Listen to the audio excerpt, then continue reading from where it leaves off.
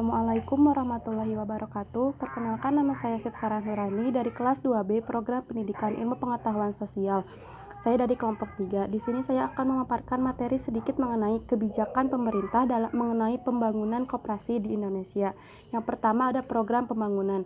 Program pembangunan ini terbagi menjadi dua. Yang pertama ada program pokok dan yang kedua ada program penunjang.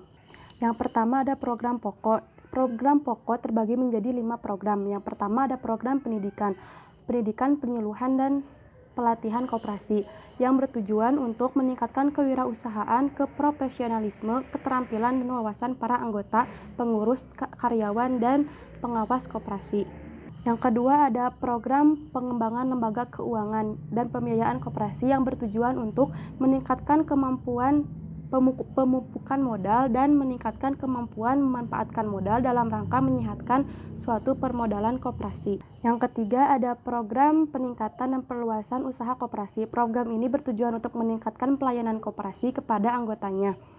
Lalu yang keempat ada program kerjasama antara koperasi dan kemitraan. Program ini bertujuan untuk meningkatkan efisiensi dan efektivitas kegiatan koperasi baik dalam aspek kelembagaan maupun yang lainnya. Yang kelima ada program pemantapan kelembagaan koperasi. Program ini bertujuan untuk menata dan menetapkan kelembagaan koperasi agar makin sesuai dengan kebutuhan gerakan koperasi dan selaras dengan perkembangan lingkungan yang dinamis. Yang kedua ada program penunjang. Program penunjang ini terbagi menjadi beberapa program lagi. Yang pertama ada program pembangunan perkoperasian di daerah tertinggal dengan mendorong tumbuhnya kelompok usaha bersama yang produktif dan selanjutnya diarahkan untuk berkembang menjadi koperasi sesuai dengan kebutuhan dan kemampuan masyarakat setempat. Yang kedua ada program pengembangan informasi perkoperasian yang bertujuan untuk menyempurnakan dan mengembangkan sistem informasi yang dibutuhkan koperasi berupa jaringan informasi kelembagaan dan usaha.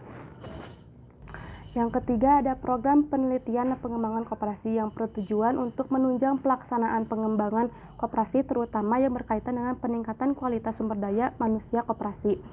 Lalu yang keempat ada program pembinaan dan pengembangan pemuda di bidang perkoperasian. Program ini dimaksudkan untuk mengembangkan kepeloporan generasi muda dalam pembangunan koperasi serta pewarisan nilai, semangat dan jiwa koperasi pada generasi penerus. Yang kelima ada program peranan wanita di bidang perkoperasian.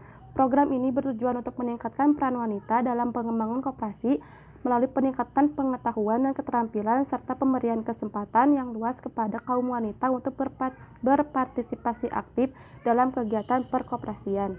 Yang terakhir ada program pengembangan hukum di bidang perkoperasian.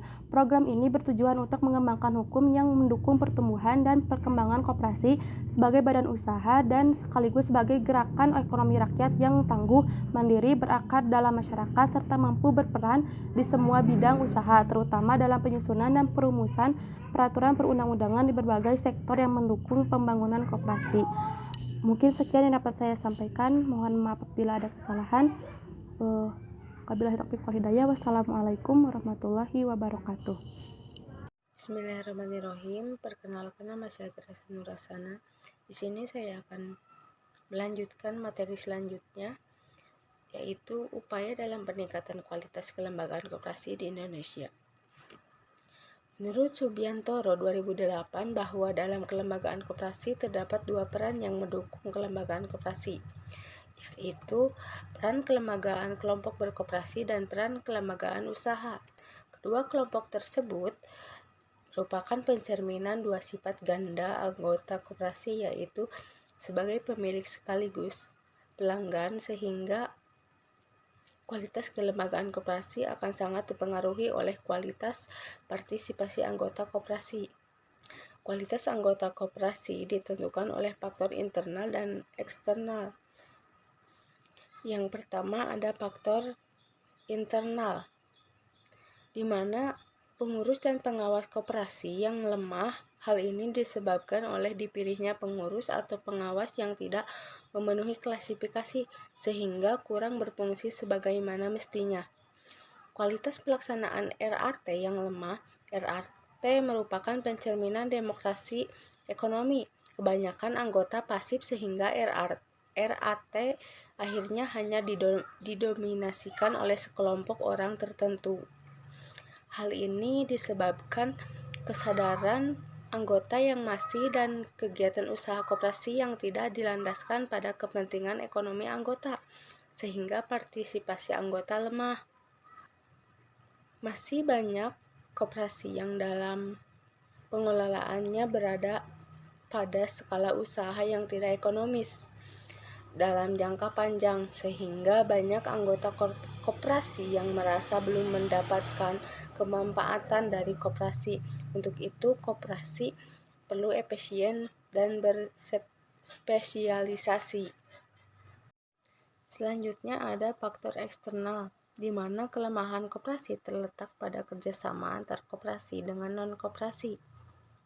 Menurut Johannes 1992, strategi yang dilakukan untuk meningkatkan kualitas kelembagaan koperasi yaitu dengan cara strategi triangle atau 3C.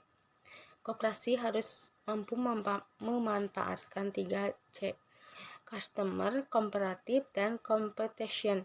Artinya, koperasi dalam menghadapi pesaingnya dan koperasi harus mampu menciptakan nilai lebih dalam melayani anggota. Dalam menghadapi pesaing, koperasi harus mewujudkan LAC, long operation cost, yang berada di bawah LAC non-koperasi, sehingga koperasi akan lebih unggul. Selanjutnya ada peran pemerintah. Terkait dalam peningkatan kualitas kelembagaan koperasi, maka wujud peran pemerintah sangat dibutuhkan. Dengan demikian, peran pemerintah melalui tahapan pembinaan koperasi yang mencakup tahap ofisialisasi, tahap deofisialisasi, dan tahap otonomi.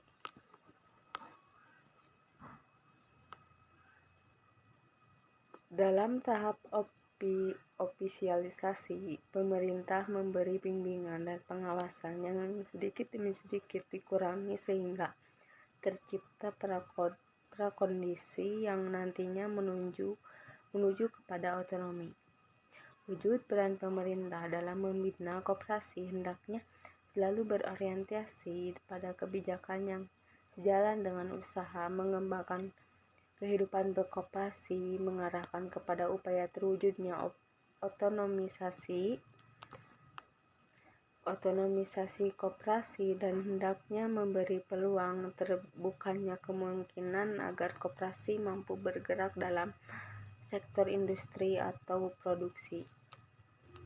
Peran pemerintah hendaknya lebih mendorong terhadap terbentuknya kerjasama dari ketiga sektor perekonomian yang saling mengisi dan menghidupi, karena ketiga sektor tersebut harus dipersiapkan sebagai aset ekonomi nasional yang saling mendukung demi terwujudnya ketahanan ekonomi bangsa. Selanjutnya, materi selanjutnya yaitu sasaran pembangunan koperasi di Indonesia.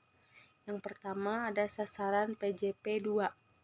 GBHN 1993 menetapkan bahwa sasaran pembangunan koperasi dalam PJP 2 adalah terwujudnya koperasi sebagai badan usaha dan sekaligus sebagai gerakan ekonomi rakyat yang sehat, tangguh, kuat, dan mandiri, serta sebagai soko guru perekonomian nasional yang merupakan wadah untuk menggalang kemampuan ekonomi rakyat di semua kegiatan perekonomian nasional sehingga mampu berperan utama dalam meningkatkan kondisi ekonomi dan kesejahteraan rakyat.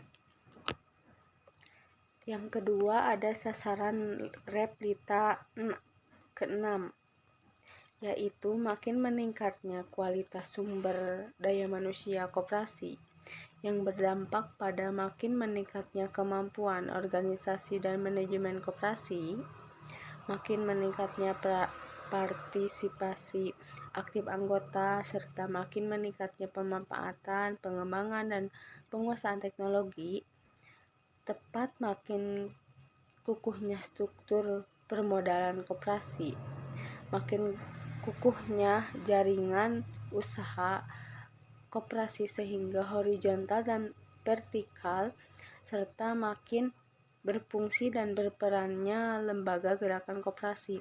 Dengan demikian, diharapkan daya saing koperasi dan kesejahteraan anggota koperasi makin meningkat pula. Selain sasaran operasional yang bersifat umum, ada sasaran pembangunan koperasi di pedesaan dan di perkotaan. Yang pertama, di pedesaan. Sasarannya adalah makin berkembangnya koperasi di pedesaan yang mampu memberikan kesempatan dan menumbuhkan prakarsa masyarakat pedesaan untuk meningkatkan usaha sesuai dengan kebutuhan mereka. Yang kedua, di perkotaan. Sasarannya adalah makin berkembangnya koperasi yang berbasis konsumen yang mampu melayani kebutuhan pokok anggota dan masyarakat di daerah permukiman rakyat. Makin berkembangnya koperasi karyawan, koperasi pegawai negeri, dan koperasi di lingkungan ABRI. Makin berkembangnya koperasi simpan pinjam atau unit simpan pinjam, koperasi dan koperasi jasa keuangan lainnya. Makin berkembangnya koperasi jasa di berbagai bidang, makin meningkatkannya kualitas pelayanan koperasi kepada anggota dan masyarakat di daerah perkotaan yang tertinggal, serta makin luas dan kukuhnya jaringan kerja sama antar koperasi dan kemitraan usaha dengan badan usaha lainnya.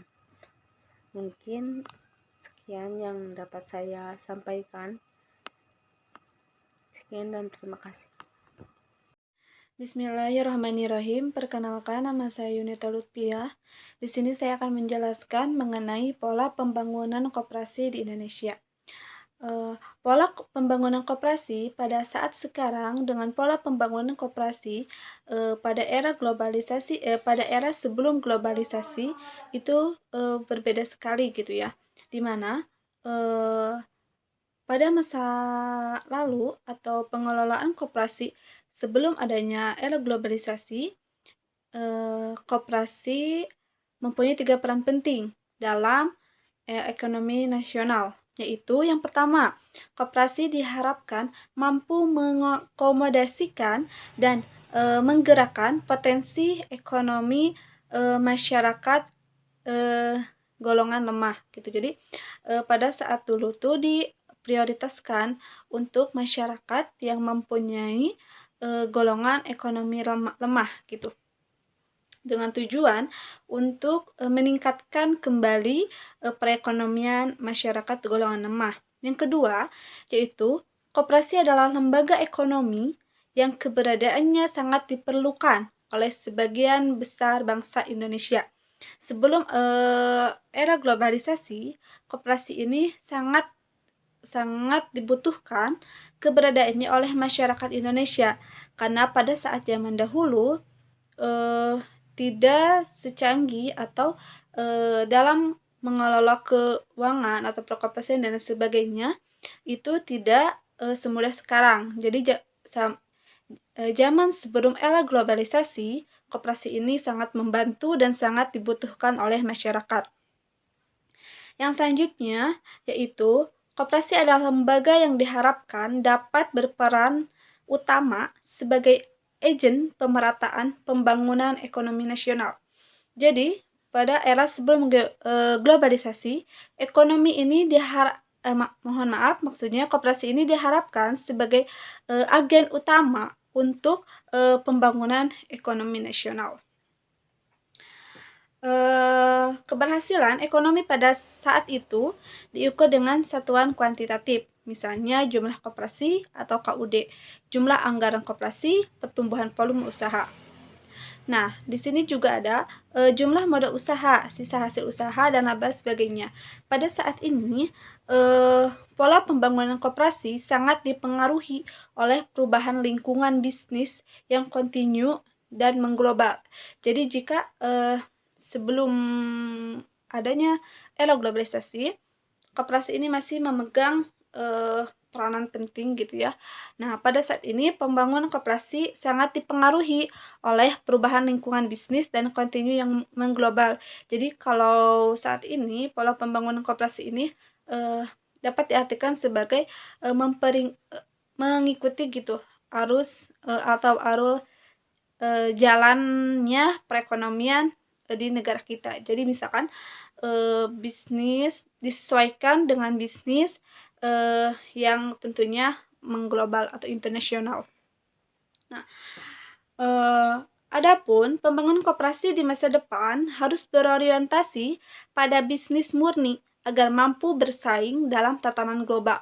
Jadi di era depan bisa dimulai dari era sekarang sampai era seterusnya, koperasi ini harus berorientasi pada bisnis murni dengan tujuan agar mampu bersaing dalam tataran global. Meskipun secara ideologi, koperasi harus tetap bertahan sebagai wadah perjuangan ekonomi rakyat atau fungsi sosial.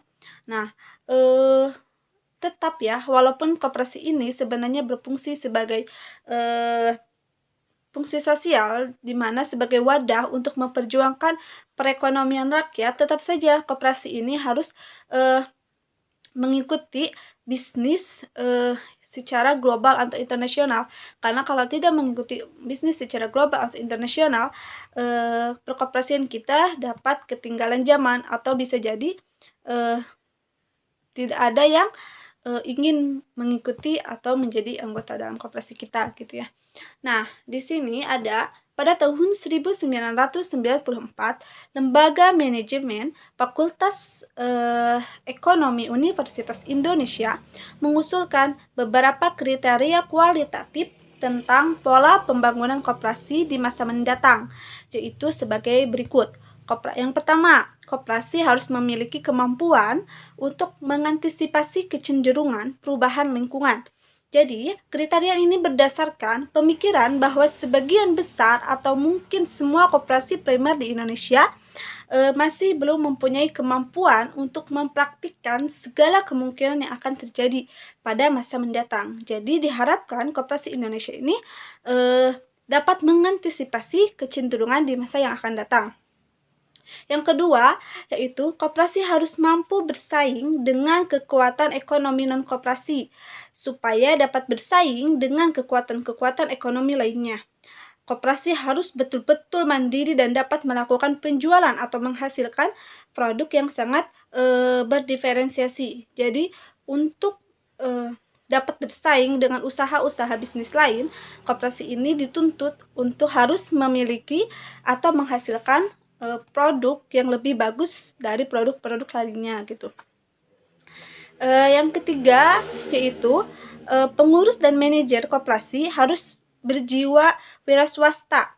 Nah, hal ini diupayakan agar koperasi dapat mencapai tingkat perkembangannya sesuai dengan apa yang diharapkan. Maka, para pengurus dan manajernya harus mematuhi konsep-konsep yang memadai agar koperasi berjalan sesuai dengan ketentuan serta aturan-aturan yang berlaku. Nah, yang terakhir yaitu koperasi harus mampu mengembangkan sumber daya manusia. Dalam arti, peningkatan kualitas sumber daya manusia sering dianggap sebagai faktor utama perusahaan besar dan menengah dalam usaha memenangkan persaingan pasar yang semakin kompleks.